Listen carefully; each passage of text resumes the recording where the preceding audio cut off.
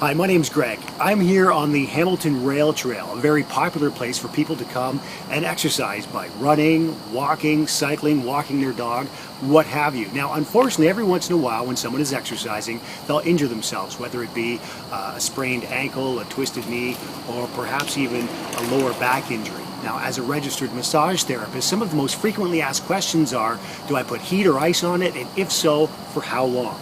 Well, as a general rule of thumb, you always want to ice an injury within the first 24 to 48 hours, okay? Sometimes there are exceptions to the rule, and you may want to ice the injury for longer periods than that, say for a week or 2 weeks, depending on the severity of the injury and the amount of swelling in the injured area. When you injure yourself, perhaps you sprain your ankle, what happens is you get a huge increase of blood flow to the area. That will cause swelling, and along with that swelling you'll get some pain, more pain in the area possibly, and then in the healing process more scar tissue. Now what ice does is it constricts the blood vessels, allowing less blood flow to the area and therefore less swelling and less pain, and then less scar tissue in the end.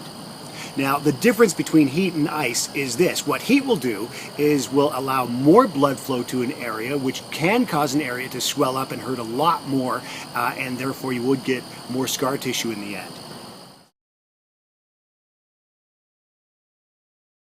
So what actually happens when you put heat or ice on an injury that gets rid of the pain?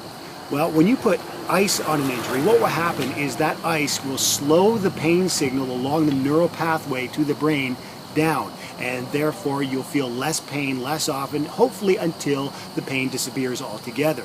When you put heat on an injury, what will happen is that heat signal will travel along the neural pathway to the brain faster than the pain signal. So you have the heat going like this and the pain going like this, and so the heat signal cancels out the pain signal, so you don't feel as much pain.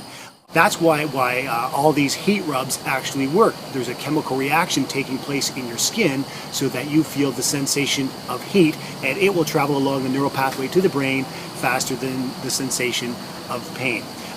As an aside, what you should never do is put that heat rub on the injury and then go and use that joint rigorously. Otherwise you could make the injury worse.